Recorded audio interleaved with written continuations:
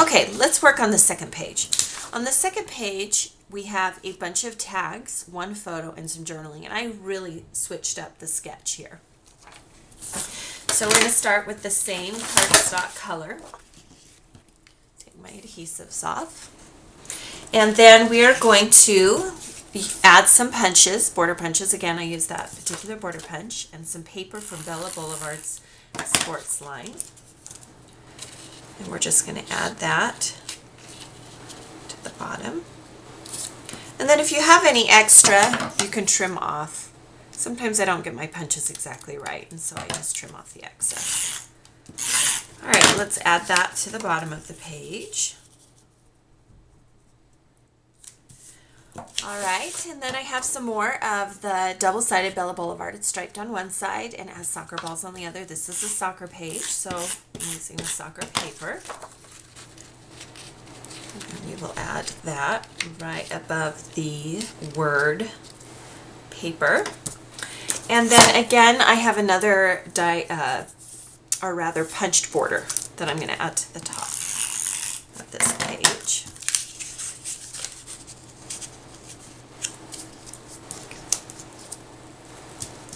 Up. All right, I want to show you how you can mix lines. This is a Little Yellow Bicycle school line. As you can see, there's school patterns on the back. I am drawn by color, not necessarily theme. As long as I'm not putting something on this page that says Christmas, it's completely fine to do this however you want. All right, so this is more of that black baker's twine. This black baker's twine reminded me of a referee uniform, and I thought that was kind of cool. So we're going to use that on this page, and we used it on the button on the other page. And I usually go about 2 or 3 times around the back and front of my page. You can go around as many times as you want, and then just tie it into a bow. Or you could tie it into a knot. I'm tying it into a bow. Just love the texture. I'm sure you've seen on my pages, I almost always add some kind of twine. Layers and textures make your pages really interesting.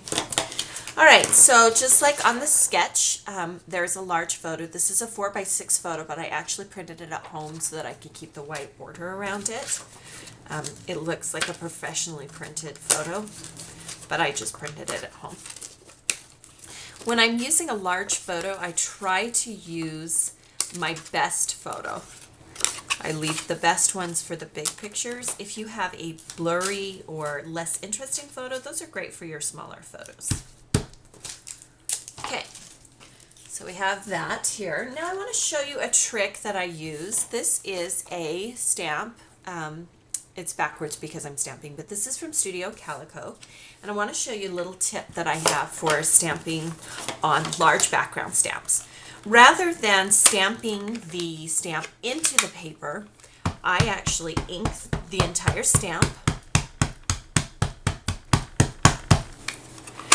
And then I lay the paper on top of the stamp, lining up on the edges. And then I take a brayer, which is just basically a roller. And then I brayer and roll the image into the paper. This allows me to get an even stamped image, as you can see. So sometimes when you stamp into the page, this part of the stamped image might not get into your paper, and that's why I wanted to show you that trick. So I have die cut this, again with that label on the side, from that stamped piece that I had. And this is going to hold my journaling block. I'll just tuck that in there. Make sure the bow is on top. And then I love tone-on-tone printing. So this is printed from my computer. You know I don't like my handwriting. Kudos to those of you that do. And we're just going to tuck that right here. And then just like we did on the left side, we're going to add some of those October afternoon stickers. Now I have a sticker that's a little larger than my label will allow. So I just trim off the extras. Don't be afraid to use your scissors to trim off what you want on your stickers. So put that there. Now I want to show you something fun that you can do with the pins that we've used before. So here's 4-star stick pins, and I'll try and bring this closer so you can see this. you can actually stick the pin. It's going into the red but behind the green, and I'm going to stick that in there. I just love this new stick pin trend, and there's lots of different kinds. Be careful you don't stab yourself. So go ahead and do that for all of the pins, and you just barely need to go through the paper. You don't have to go through it a lot. So we're kind of creating this funky three-dimensional border at the top. Now I want to add some stickers to this page, and so I'm going to show you how to add stickers across the top of these pins. Okay, so these are the stickers I'm using. These are from Jelly Bean Soup, and they're just these cool label stickers.